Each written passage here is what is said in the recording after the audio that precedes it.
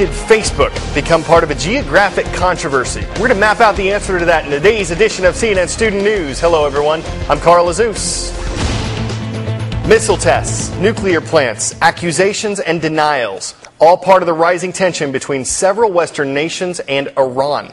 Yesterday, the Middle Eastern country fired 2 types of missiles, part of a series of exercises that it says are designed to promote the country's military defense capabilities.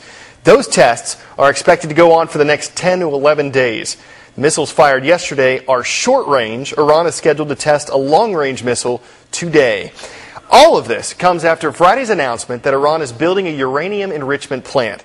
That would be the country's second one, and here's why that's controversial. Enriching uranium is part of the process to create nuclear power. That's what Iran says the facility will do. Okay, fine. But enriching uranium is also part of the process for creating nuclear weapons. The U.S. and Israel believe that is the ultimate goal of Iran's nuclear plants. Iran says it will allow the International Atomic Energy Agency to inspect the new facility, but as Elaine Quijano tells us, the country's nuclear program is the focus of international concern. One day after the U.S., Britain, and France called out Iran for building a secret nuclear site, Iranian officials insisted they have nothing to hide and will comply with demands to let international inspectors into the facility. And there is no nuclear material in this new site, and we are arranging, and the inspectors will confirm my assertion. Secretary of State Hillary Clinton welcomed the Iranians' pledge to allow inspectors in, but made clear the U.S. expects concrete action at key nuclear talks on Thursday. We are hopeful that in preparing for the meeting on October 1st, Iran comes and shares with all of us what they are willing to do and gives us a timetable on which they're willing to proceed. The United States has long suspected Tehran of trying to develop nuclear weapons. And in his weekly address, President Obama warned Iran's leaders the U.S. is not alone in its suspicions. Yesterday, I stood shoulder to shoulder with our European allies in condemning Iran's program. In our meetings and public statements, President Medvedev of Russia and I agreed that Iran must pursue a new course or face consequences. That means possibly tougher sanctions. And President Obama says the U.S. is keeping all options on the table, including a military one. But in an interview for CNN's State of the Union with John King, Defense Secretary Robert Gates said even that has its limits. The reality is there is no military option that does anything more than buy time. Next up is that crucial meeting Thursday in Geneva. That's when Iranian diplomats will sit down with officials from the U.S. and the other permanent members of the UN Security Council, as well as Germany, to discuss Iran's nuclear program. Elaine Quijano, CNN, the White House. See if you can ID me. I'm a European nation that was split into 2 countries from 1949 to 1990. I'm Europe's second most populated nation, but I have the continent's largest economy. My capital city is Berlin. I'm Germany, and the head of my government is Angela Merkel. And Chancellor Merkel will be keeping that title based on the results of yesterday's election. According to exit polls taken after the voting, Merkel's political party defeated the one led by Frank-Walter Steinmeier, who currently serves as the country's foreign minister. That means a second 4-year term for German Chancellor Merkel, who was first elected in 2005. When voters headed to the polls yesterday, they actually cast their ballots not for Chancellor, but for members of Germany's lower house of parliament, which is called the Bundestag. It's those members who then pick the head of government. Most observers had predicted a win for Chancellor Merkel, but there was some suspense leading up to the election, as Al-Qaeda and the Taliban had released videos warning Germans not to vote for leaders who want to keep the country's troops in Afghanistan. Meanwhile, rescue workers in the Philippines are struggling to reach victims of deadly flooding. This was caused by the heaviest rainfall in the Asian country in more than 40 years.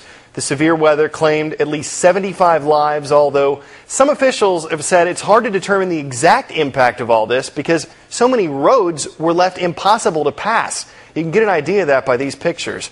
The heavy rains left more than 80% of the capital city of Manila underwater. Not entirely surprising because it was a month's worth of rain that fell on the city in just 6 hours Saturday. for some fast facts. The Golan Heights is a Middle Eastern region that's located between Israel and Syria. It's about 444 square miles in size. Syria controlled the area first, but Israel occupied the heights in the 1967 Arab-Israeli War, and Israel controls it today. Currently, the region is home to about 20,000 Arabs and 20,000 Israelis. So let's say you're one of those 40,000 people and you're setting up a profile on Facebook. When you get to that section about what country you live in, what do you put? It's that question that's sparking some controversy. And as Paula Hancock explains, it's put Facebook and residents of the Golan Heights in the middle. This is the Shouting Hill.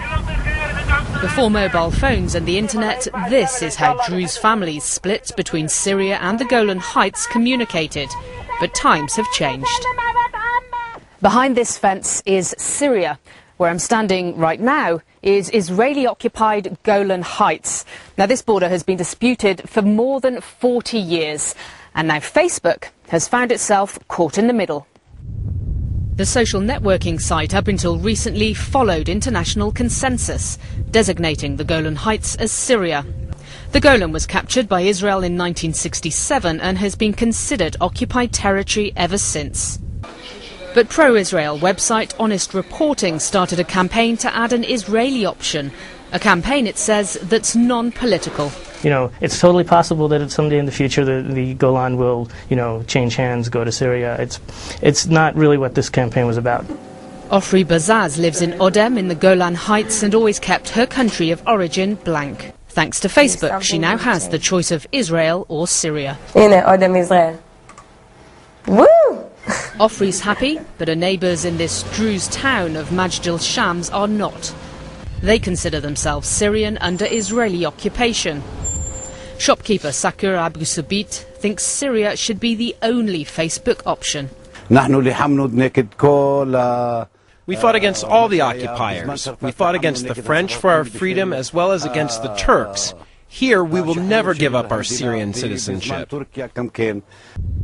Across the border in Syria, the backlash is likely to be muted because Facebook has already been banned there for a couple of years. The real reason for that, however, has nothing to do with the Arab-Israeli conflict, has nothing to do with interactions between Syrians and Israelis. It's because these sites are really very popular with Syrian activists.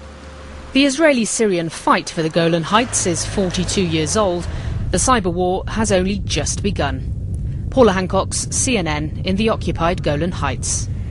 Now, a spokeswoman from Facebook tells CNN, quote, "We deal with the listings for disputed territories on a case-by-case basis. And with Golan Heights, we decided a dual listing made sense in this instance." The company also notes that it has the same dual listing policy with respect to the West Bank, which is listed in both Palestine and Israel. Well, no matter where you live, you can always check us out on Facebook. Watch our videos, find out what's going on behind the scenes. All you do, head to facebook.com/CNN Student News. Or if you're already logged on to the site, search CNN Student News Official. Remember, if it's not official, it's not us. Before we go, you've heard of speed reading, speed dating, speed skating. Check out speed mapping. Okay, we sped this up a little bit, but Terry Downing can actually draw all 50 states in just 90 seconds. He says he starts with his home state of Kansas, and then the rest just falls into place. But his map mastery isn't the end of Terry's geographic genius. State nicknames, capitals, largest cities, all stored in his head, where he can draw on the information at a moment's notice. I kind of like that one. Log on to Facebook. Tell us what you think of today's pun.